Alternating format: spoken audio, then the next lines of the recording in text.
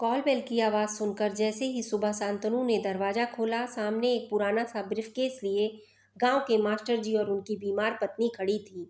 Master जी के चेहरे के हाव भाव से पता लग गया कि उन्हें सामने देख शांतनु को जरा भी खुशी का एहसास नहीं हुआ।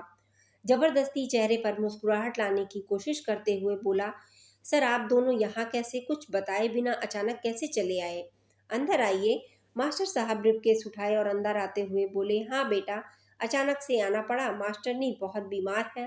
पिछले कुछ दिनों से उन्हें तेज फीवर है, उतर नहीं रहा और काफ़ी कमज़ोर हो गई हैं। गांव के डॉक्टरों ने उन्हें एम्स दिल्ली में दिखाने को कहा है। अगर तुम आज ऑफिस से छुट्टी लेकर जरा वहाँ नंबर लगाने में मेरी मदद कर सको तो अच्छा होगा। नहीं नहीं, छुट्टी तो ऑफिस से मिलना असंभव है, बात काटते हुए शांतनु ने कहा। थोड़ी देर में प्रिया ने भी अनमनी ढंग से 2 कप चाय और कुछ बिस्कुट लाकर उन दोनों बुजुर्गों के सामने टेबल पर रख दिया। सान्या सोकर उठी थी तो मास्टर जी और उनकी पत्नी को देखकर खूब खुशी से चहकते हुए दादू दादी बोलकर उनसे लिपट गई।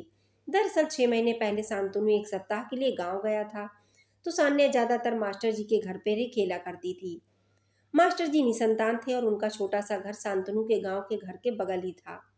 बूढ़े मास्टर साहब खूब सान्या के साथ खेलते और मास्टरनी साहिबा बूढ़ी होने के बावजूद भी दिन भर कुछ न कुछ बनाकर सान्या को खिलाती रहती थी।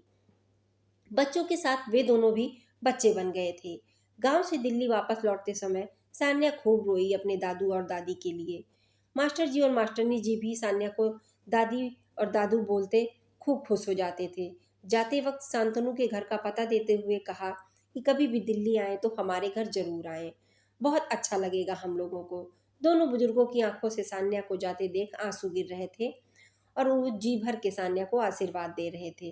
कुल्ला करने जैसे मास्टर जी बेसिन के पास आए। प्रिया की आवाज़ सुनाई दी, क्या ज़रूरत थी तुम्हें इनको अपना पता देने की? दोपहर को मेरी सहेलियाँ आती हैं तो उन्हें क्या जवाब दूंगी? सान्या को अंदर ले जाओ, कहीं बीमार बुढ़िया मास्टरनी की गोद में बीमार न पड़ जाए। शांतनु ने कहा, मुझे क्या पता था कि सच में आ जाएंगे। रुको, किसी तरह इन्हें यहाँ से टरकाता हूँ। दोनों बुजुर्ग यात्रा से थके हारे और भूखे आए थे। सोचा था बड़े इत्मीनान से शांतनु के घर चलकर सबके साथ आराम से नाश्ता करेंगे। इस कारण उन्हें कुछ खाया पिया भी नहीं था। आखिर बचपन में कितनी बार शांतनु ने भी हमारे घर खाना खाया। उन्होंने जैसे अधिकार से उसकी पसंद के घी के आलू के पराठे बनाए। इतना बड़ा आदमी हो जाने के बाद शांतनु उन्हें पराठे खिलाएगा? मम्मी की तेज आवाज़ सुनकर सान्या अंदर कमरे में चली गई। थोड़ी देर बाद जैसे ही शांतनु हॉल में उनसे मिलने आया तो देखा चाय बिस्कुट वैसे पड़े हैं और वे दोनों जा चुके थे। पहली बार दिल्ली आए दोनों बुजुर्गों की तरह टैक्सी लेकर एम्स पहुंचे। भारी भीड़ के बावजूद दोनों सुस्ताने एक जमीन पर बैठ गए। तभी उनके पास एक काला सा आदमी आया और उनके गांव का नाम बताते हुए पूछा, आप मास्टर जी हैं? मुझे नहीं पहचाना, मैं कल्लू, मुझे आपने पढ़ाया था। मास्टर जी को याद आया वे बटेसर हरिजन का लड़का था, साफ सफाई का काम करता था। कल्लू को हरिजन होने के कारण स्कूल में आने से गांव वालों को ऐतराज था, इसलिए मास्टर साहब उसको पढ़ाने उसके घर जाते थे। मैं इस अस्पताल में चतुर्थ वर्गीय कर्मचारी हूँ, साफ सफाई की सारी जिम्मेदारी मेरी है।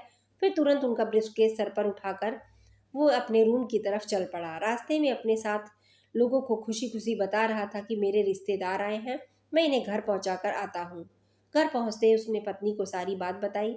पत्नी ने खुशी खुशी दोनों को पैर छुए और मिलकर एक साथ छोटी सी बेटी उन बुजुर्गों के साथ खेलने लगी।